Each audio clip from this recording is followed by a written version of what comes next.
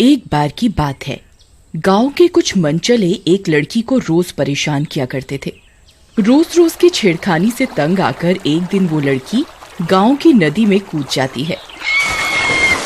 अरे ये क्या, ये लड़की तो अपनी जान देना चाहती है, मुझे इसे बचाना होगा। फिर हीरा भी उसके पीछे पीछे नदी में कूद जाता है और किसी तरह उस लड़की की जान बचा लेता है। ये सब घटना वहाँ पेड़ पर रह रही चुड़ैल देखती है।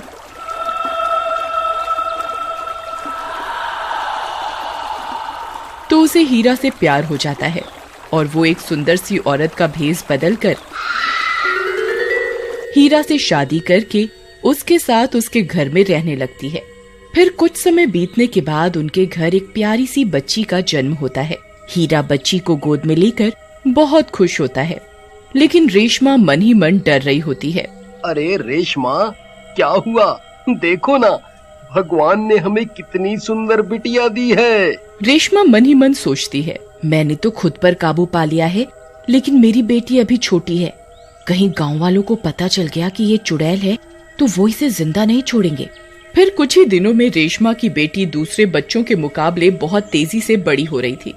एक दिन वो गांव के बच्चों के साथ खेल रही होती है। अरे सुमन, देख तो सही, ये रेशमा की बेटी कितनी जल्दी बड़ी हो गई है। इसकी उम्र के बाकी बच्चे तो इसके आगे बौने लग रहे हैं। तभी खेलते खेलते जैस्मिन को गुस्सा आ जाता है और वो एक बच्चे की गर्दन पकड़कर उसे हवा में उठा देती है। आई मम्मी, बचाओ बचाओ, मर गया रे। अरे अरे जैस्मिन, मुझे माफ कर दो, मैं आगे से चीटिंग नहीं करूँगा। तुम फिर से अपनी बारी ले लो। मम्मी मम्मी मम्मी मम्मी बचाओ। फिर उस बच्चे की आवाज सुनकर रेशमा भागती हुई जाती है और जैस्मिन से उस बच्चे को छुड़वाती है। अरे भागो रे, हाय रे, आई मम्मी मम्मी, हाय जान बचा, आई। जैस्मिन, ये तुम क्या कर रही थी?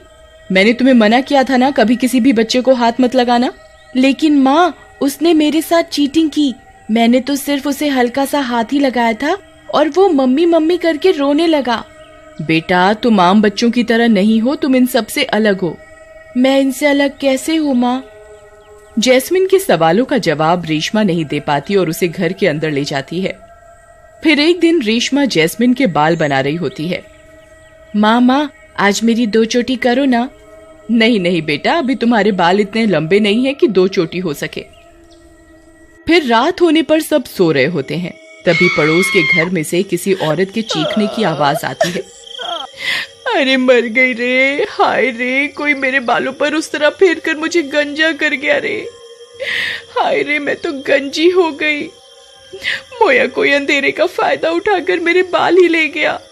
अरे रेशमा, ये कैसा शोर है भला? ये औरत इतना रो क्यों रही है? अजी आप सो जाइए, मैं देखती हूँ। फिर रेशमा उस औरत के पास जाती है। उस औरत को गंजा देखकर वो हैरान रह जाती है। अरे बहन, ये क्या हुआ? तुम्हारे बाल कहाँ गए? तुम्हारी ऐसी हालत कैसे हो गई? अरे क्या बताऊं बहन, कोई कमबख्त अंधेरे का फायदा उठाकर मेरे बाल ही काट कर ले गया। फिर रेशमा हैरान परेशान होकर वापस अपने घर आ जाती है और जैस्मिन के कमरे में झांक कर देखती है तो जैस्मिन सो रही होती है। फिर सुबह होने पर जैस्मिन फिर से अपनी माँ के पास बाल बनवाने आती है। माँ, आज तो मैं आपसे 2 चोटी करवा कर ही रहूंगी। अरे बाबा, कल ही तो बताया था कि तुम्हारे बाल अभी इतने बड़े नहीं हुए कि 2 चोटी हो सके। फिर रेशमा जैस्मिन के बाल बनाने लगती है, लेकिन ये क्या, 1 चोटी बनाने के बाद भी जैस्मिन के बाल खुले रह जाते हैं। देखो माँ, इन बालों की एक और चोटी बना दो। ये कैसे हो सकता है? कल तो 1 ही चोटी बनी थी, ये रात रात में बाल बढ़ कैसे गए? फिर जैस्मिन 2 चोटी बनवाकर बाहर खेलने चली जाती है। रात होने पर गांव में अचानक से चीख पुकार मच जाती है। अरे मर गई रे, मेरे बाल कौन काट कर ले गया? अरे गांव वाले जल्दी आओ, देखो कोई नास बेटा मेरे बालों को काट कर ले गया। अजी जल्दी उठिए, ये देखिए कोई आपकी पत्नी को अंधेरे में गंजा करके चला गया और आप घोड़े बेचकर सोते रह गए। अरे मैं तो लुट गई, बर्बाद हो गई।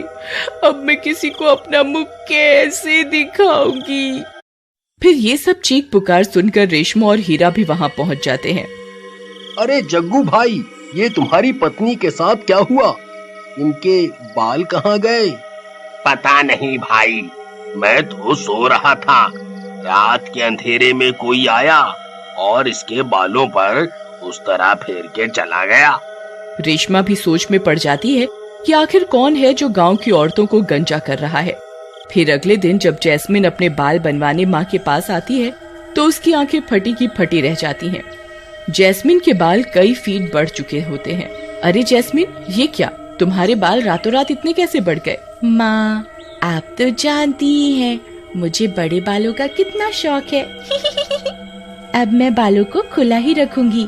फिर इतना बोलकर जैस्मिन बाहर बच्चों के साथ खेलने चली जाती है। उसके लंबे बाल देखकर उन गंजी औरतों की आंखें फटी की फटी रह जाती हैं और उनका शक यकीन में बदल जाता है। अरे दैया रे दैया, जरा इसके बाल तो देखो, कल तक तो कितने छोटे थे, रात रात में कितने बढ़ गए। तभी रेशमा भागती हुई जाती है और जैस्मिन को वापस अपने साथ घर के अंदर ले जाती है। अरे रेशमा, ये जैस्मिन के बालों को क्या हुआ? एकदम से इतने लंबे कैसे हो गए? ये तो नामुमकिन है। आखिर ये सब चल क्या रहा है? अजी, मैं आपको कुछ बताना चाहती हूँ। रेशमा हीरा को कुछ बताने ही वाली होती है कि तभी गांव के लोग उनके घर पर हमला कर देते हैं। मारो मारो, ये जैस्मिन जरूर एक चुड़ैल है। आज इस चुड़ैल को जिंदा नहीं छोड़ेंगे। अरे कमबख्त, मुझे गंजा करके खुद इतने बड़े बाल करके घूम रही है, तुझे शर्म नहीं आई? खोल दरवाजा, अब कहाँ छुप कर बैठी है, खोल।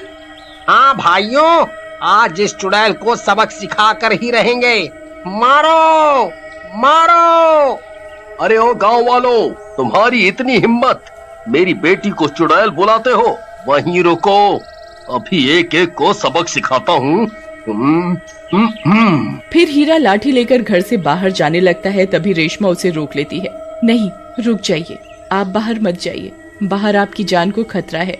अरे रेशमा, तुम डरो नहीं, मैं अभी इन गांव वालों को सबक सिखा कर आता हूँ।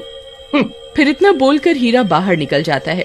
उसके बाहर पहुँचते ही सभी गांव वाले उसे लाठी डंडों से मारने लगते हैं। मारो मारो, इसे जिंदा नहीं छोड़ना है। आज इसके पूरे परिवार को मारकर ही दम लेंगे।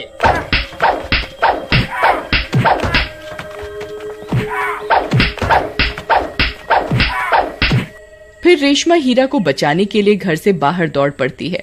लगता है अब मुझे असली रूप में आना ही होगा, नहीं तो ये लोग इन्हें जिंदा नहीं छोड़ेंगे। फिर रेशमा अपने असली चुड़ैल के रूप में आने की कोशिश करती है, लेकिन वो रूप नहीं बदल पाती। अरे ये क्या, मैं चुड़ैल क्यों नहीं बन पा रही? नहीं, ऐसा नहीं हो सकता। अगर मैं चुड़ैल नहीं बनी तो इनकी जान नहीं बचा पाऊंगी। फिर बहुत कोशिश करने के बाद भी रेशमा चुड़ैल का रूप नहीं ले पाती।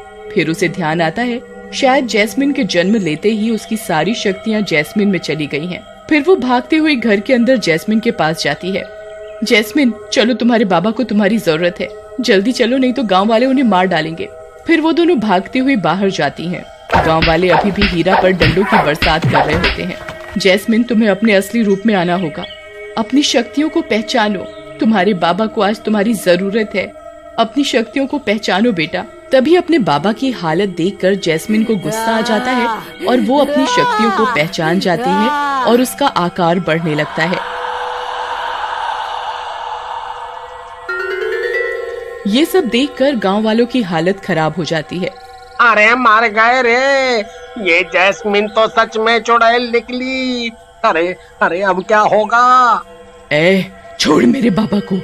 अगर किसी ने उन्हें हाथ लगाने की कोशिश भी की तो उसका सर उसके धड़ से अलग कर दूंगी। फिर जैस्मिन का गुस्सा देखकर सब गांव वाले उसके आगे हाथ जोड़कर खड़े हो जाते हैं। जैस्मिन बेटा, शांत हो जाओ, अब मैं ठीक हूँ।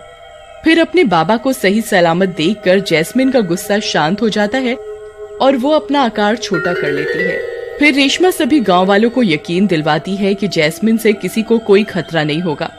वो अपनी शक्तियों का इस्तेमाल सिर्फ गांव की भलाई के लिए ही करेगी। फिर जैस्मिन अपनी शक्तियों से सब औरतों के बाल उन्हें वापस लौटा देती है और उस दिन के बाद जैस्मिन गांव के सभी बच्चों के साथ हंसी खुशी रहने लगती है।